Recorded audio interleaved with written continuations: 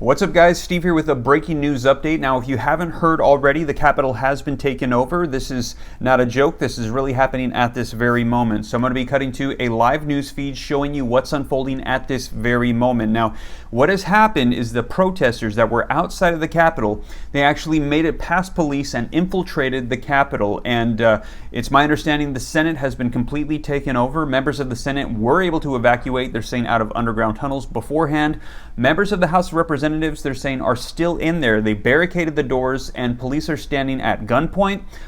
Protesters have actually gone in and pretty much infiltrated the vast majority of the Capitol. One person has been shot that we've heard of so far. I'm going to be sharing with you guys video footage of this live that's happening right now. I'm going to be cutting to one live news feed. Also sharing with you guys some Twitter videos that have come out from people inside the Capitol as well. So I'm going to be sharing this with you. There currently is no resolution. It's my understanding that more help is on the way, but at this time, this is happening at this very moment, and I just want to share with you guys what's taking place. So let's go ahead and take a look.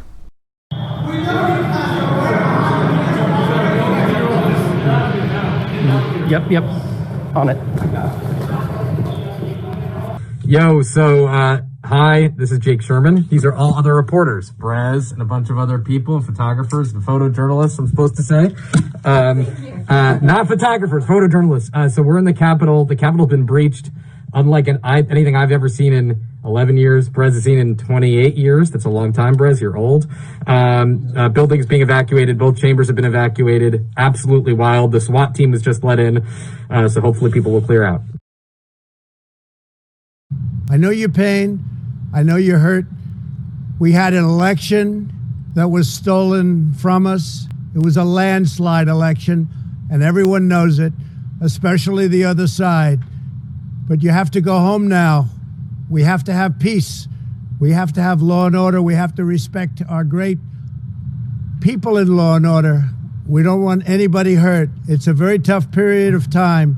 There's never been a time like this where such a thing happened, where they could take it away from all of us, from me, from you, from our country. This was a fraudulent election, but we can't play into the hands of these people. We have to have peace. So go home. We love you. You're very special. You've seen what happens. You see the way others are treated that are so bad and so evil. I know how you feel. But go home and go home in peace. We have, Savannah, and they are calling for the president to do just what you said he has not yet done, which is to demand that all protesters leave the U.S. Capitol and Capitol grounds immediately. That is a joint statement from the House Speaker, Nancy Pelosi, and the minority leader in the Senate, Chuck Schumer. Now, I can also tell you, Savannah, that what has started today as fear, chaos, uncertainty about what was going on is hardening into resolve and determination to get the government back on track. So one member who is at the secure location where they've taken members of the House tells me that one Democrat and one Republican, Hakeem Jeffries, the Democrat, Liz Cheney, the Republican, informed those members on lockdown that the National Guard is on the way. There was applause in the room, and this member said to me that we will return to the floor and do our jobs, was the quote. I also heard from a member of the Senate who was also taken to the Senate side secure location. This member is safe. This member also told me that these thugs will not win the day, essentially, that they are prepared to go back onto the Senate floor. Senator Joe Manchin telling me we're all okay and ready to get back to our chamber and finish our work. These thugs cannot and will not run us off. We will continue to govern. And yes, Savannah. Oh, I wanted to try to understand, because, we just talked to Senator Duckworth. It sounded like she was in her office. Everybody wasn't, all 535 members of Congress weren't all there at the same time. But are there various locations where there are groups of senators or groups of congressmen sheltering together. Did I catch that? Yes, that's right. So it's a little bit complicated, and it depends on where you were when this started to unfold. So we saw the joint session begin this process, then the House and the Senate separated to their respective chambers, and they started debating this question. And it was during that point that protesters breached the Capitol, and they eventually, of course, breached the floor of the House and the floor of the Senate. So because of coronavirus, not everyone is allowed in the chambers at the same time. Normally, of course, there are 435 members of the House, 100 members of the Senate. All of them have a chair or a desk. But with social distancing, you can't do that. So that means that groups of members were scattered in different places when this all unfolded. Many of the senators had just processed back across the Capitol. They had started their debate in the Senate chamber. So there was I would say a higher proportion of the chamber was present over on the Senate side. And then you also had a bunch of House members still on the floor of the House. And as it unfolded, and we had the video, in fact, that you're watching right now is from Haley Talbot, who's our producer, who was inside the chamber as this was unfolding. She was with some members who were up there in the gallery. That's the level that's above the House floor as they were all being evacuated. So many of those members were taken together in a group to a different location in the Capitol complex. We happen to know where this one is, but we're not reporting it because obviously there are many security concerns about that. The Senate, meanwhile, had a similar situation. There were members on the floor who were evacuated together. So those members are also telling me, I've talked to a couple of them, I know they're in the same place. We don't know where they are, but we do know that they are safe and that a number of them are together. Then, of course, if you were a member who was not on the floor and not part of that escort from Capitol Police, you may be any other place, your office building, your own personal office. So that's kind of how these things are set up here, Savannah. Got it. Casey, got to jump. Let's listen to the President-elect Joe Biden. Late coming out to speak to you. I initially was going to talk about the economy, but all of you have been watching what I've been watching. At this hour, our democracy is under an unprecedented assault, unlike anything we've seen in modern times. An assault on the citadel of liberty, the Capitol itself. An assault on the people's representatives and the Capitol Hill police, sworn to protect them, and the public servants who work at the heart of our republic. An assault on the rule of law like few times we've ever seen it. An assault on the most sacred of American undertakings, the doing of the people's business. Let me be very clear. The scenes of chaos at the Capitol do not reflect a true America, do not represent who we are. What we're seeing are a small number of extremists dedicated to lawlessness. This is not dissent, it's disorder, it's chaos, it borders on sedition, and it must end now. I call on this mob to pull back and allow the work of democracy to go forward. You've heard me say before in different contexts, the words of a president matter, no matter how good or bad that president is. At their best, the words of a president can inspire. At their worst, they can incite. And therefore, I call on President Trump to go on national television now to fulfill his oath and defend the Constitution and demand an end to this siege, to storm the Capitol, to smash windows, to occupy offices, the floor of the United States Senate, rummaging through desks, on the Capitol, on the House of Representatives, threatening the safety of duly elected officials. It's not protest, it's insurrection. The world's watching.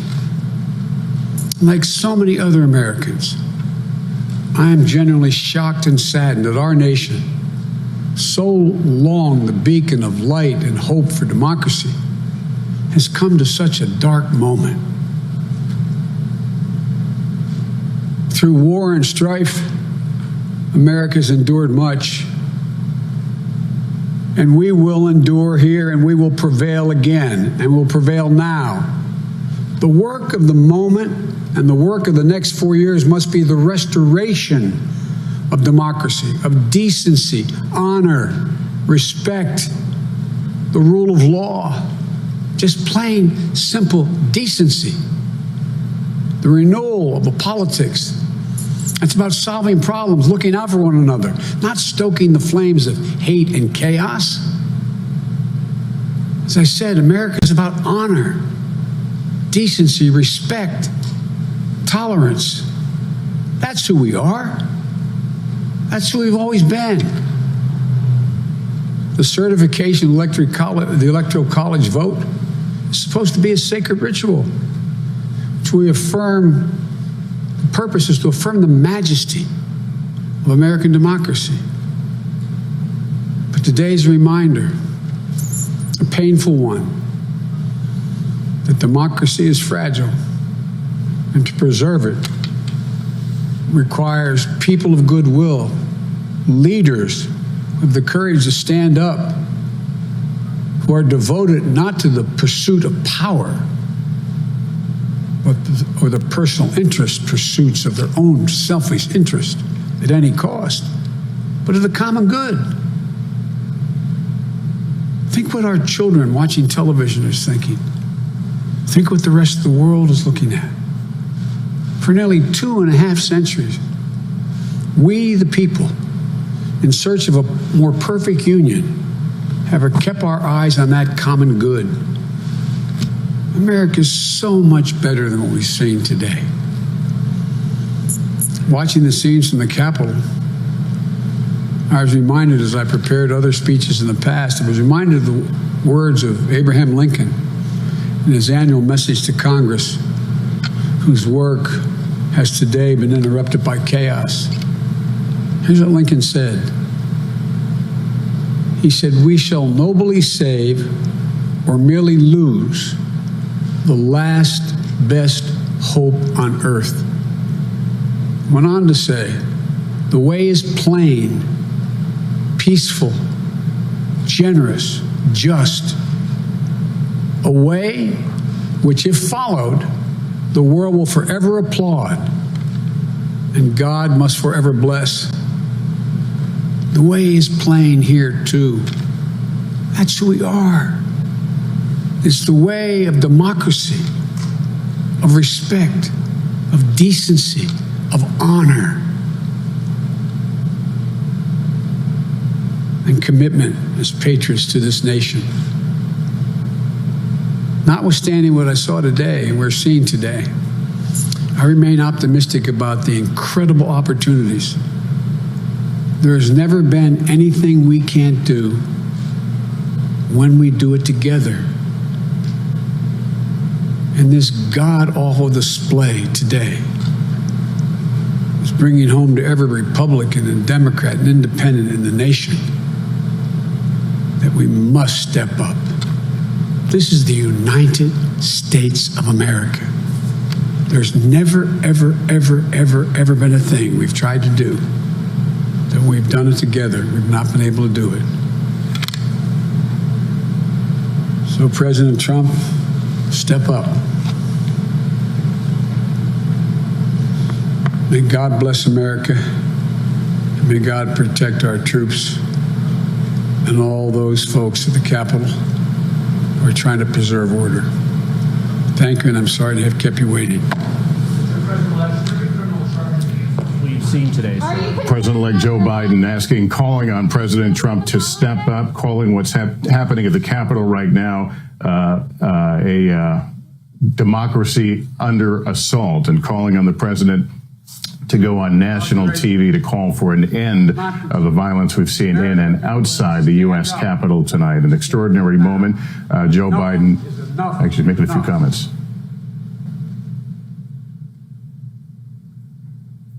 as he departs the stage. Enough is enough is enough. Joe Biden, who has at times during this period leading up to his inauguration played the de facto healer in chief, once again taking that role under circumstances that probably even he couldn't have imagined. What we're seeing today, supporters of the president who have stormed the U.S. Capitol, who have desecrated parts of the Capitol. We've seen it in a series of photos. Just before we went to the president-elect, we should note some other major news taking place, somewhat related to all this. NBC News now projecting that Jon Ossoff, the Democrat, will win the Senate runoff in the state of Georgia. And that leads to the projection that Democrats will regain control of the U.S. Senate. It'll be a 50-50 split. Vice President Kamala Harris, Vice President-elect, as Vice President, will have the tie-breaking vote. So that just breaking here a few moments ago before we went to Joe Biden. Let's go back to Hallie Jackson right now, who can give us some more insight as to what is happening there in Washington as the light begins to dim.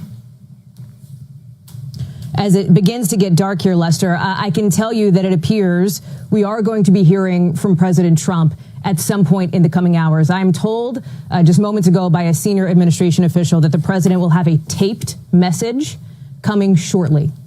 Presumably, of course, one would imagine, to address the chaotic, difficult, mob-like scene that we have seen at the Capitol, outside and inside, as we're playing now some of that video from earlier of the protesters storming the steps. We still do not know. I have no clarity on remarks, for example, the content of those, what specifically the president might say. But you have to remember, he has had people close to him, people who are his Republican allies, publicly now call on him to do something. Not just Joe Biden, right? Not just what we heard from the president-elect, who is ending his remarks and very clearly saying, time to step up, President Trump. It appears we will hear something from the president. Of course, Lester, this could go in various directions, right? Presumably, you have to think that the president will, in fact, call on these now rioters to stop, to abandon this so-called mission, to turn around and to leave, particularly now as we are coming within just, an hour and 45 minutes of this curfew happening. So that's one piece of it. But Lester, this is also a president who, over the last 2 weeks, it can be said fairly and objectively, has worked to spread misinformation repeatedly about the election's results, repeatedly calling on his own vice president to try to, in my words here, mess with the results of this electoral college vote count. The vice president does not have the authority to do that. The president has repeatedly insisted he has won states, specifically, for example, Georgia, that he did not win in this election. The president has repeatedly insisted that he is, in fact, the person who should legitimately be inaugurated, take office, continue to keep office after January 20th. That is not accurate. That's not true. That's not correct. That's not what's happening. The president may have a platform here with the world watching him to continue to make those false and misleading and inaccurate and troubling claims. We talk about the world watching, Lester. I have to tell you, Boris Johnson, the Prime Minister of the UK, is reacting to this as well, calling what you're seeing on the screen now disgraceful scenes in the United States. He's continuing that the U.S. stands for democracy around the world. It is now vital that there should be a peaceful and orderly transfer of power. You now have international allies of the president calling on the president to give up the fight, basically, to give up the game, to say that it is over. And Lester, I think that is perhaps the only thing that is going to get these people out of the Capitol. And I have to tell you, I'm not even sure that is 100% going to do it here. Time is of the essence. And so we will, of course, be watching to see when that message, again, as I'm being told by a source familiar with that message, will be taped and will be coming out soon, Lester.